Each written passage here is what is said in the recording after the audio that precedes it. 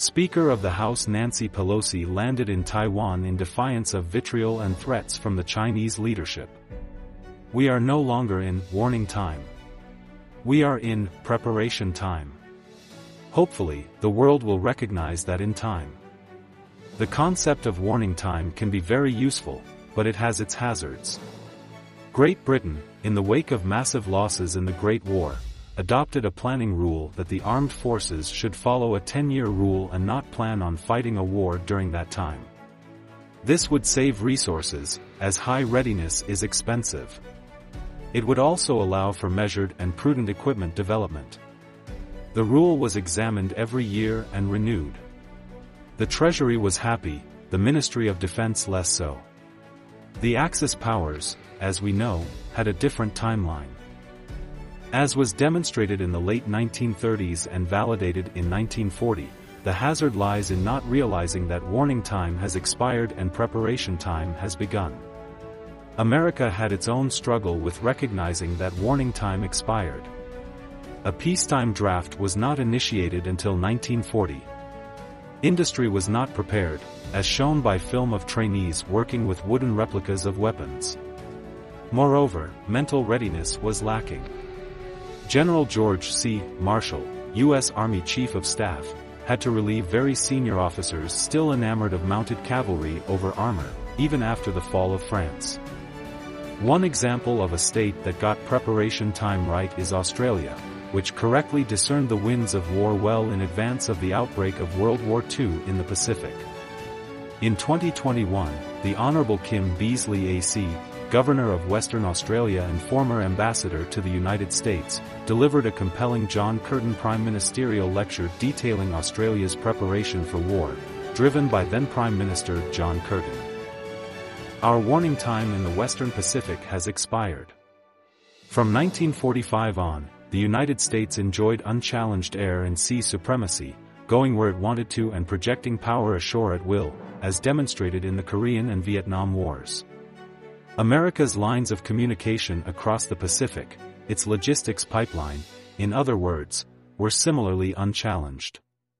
We deployed carrier battle groups without challenge to the vicinity of the Taiwan Straits in response to the crises of the mid-1990s. China's military buildup that started under Deng Xiaoping in the 1980s accelerated in the 1990s, perhaps in response to Washington's successful deployments. China took full advantage of civil-military fusion to ensure national and industrial support to modernize and expand its forces exceptionally quickly. Advancements in technology, specifically the emergence of pervasive surveillance and weapons accurate at distance, enabled China's pursuit of sea control from the land. A complementary enormous naval building program, including forces suited for global power projection, added to China's power projection and ability to contest American sea control. Beijing's massive dredging operation in the South China Sea from December 2013 to October 2015 was a masterful demonstration of de facto sea control. China created nearly 3,000 acres on top of coral reefs despite the likelihood of great environmental damage. These manufactured features are now thoroughly militarized with long runways and deep-water ports, despite promises to the contrary. One such feature is bigger than Pearl Harbor, another is larger than the area inside the D.C. Beltway. U.S. and global reactions were muted, at best. The Philippines was a lone exception, but it was quickly ignored by China. American sea and air superiority is now challenged, with dire effects on deterrence. What to do now? Like anything else, preparation time can be squandered. Action is urgently needed. Guidance and assumptions must be developed and promulgated. As a start, we must jettison our explicit and implicit assumptions of a short, sharp, two-medal, one-promotion war. We get it wrong every time. Dr. Helbrands of the American Enterprise Institute provides a powerful argument against these tendencies. His points, summarized. The United States may be planning for the wrong sort of war with China. A Sino-American conflict is likely to be long rather than short, it is likely to sprawl geographically rather than remain confined to the Taiwan Strait. Most modern great power clashes have been long wars, lasting months or years rather than days or weeks. And as great power wars go long, they frequently get bigger, messier, and harder to untangle. A Sino-American war would feature far more risk of conventional and nuclear escalation than many observers recognize. A protracted war in the Western Pacific would present the United States with severe challenges, and some unexpected opportunities. American officials must begin to think through 6 key issues: endurance, resilience, coercion, termination, exploitation, and continuation. Note that Brands rejects another of our implicit assumptions, that of each potential conflict in Asia being contained in its own area. A Korean conflict would remain confined to the Korean peninsula, in other words. On the contrary, a conflict that begins anywhere in East Asia is likely to spread everywhere. Next, start at the beginning, not actions on the tactical edge where we all love to play field marshal, air marshal, and fleet admiral. We must look at the armed forces in a different way than the usual breakdown of Army, Navy, Air Force, Marines, Space Force, Coast Guard, etc. Long before we get to the tactical arena, where the shooting occurs, we must examine production, where our forces are built, recruited, staffed, and trained. Does the United States have the capability to ramp up the production of ships, airplanes, and weapons?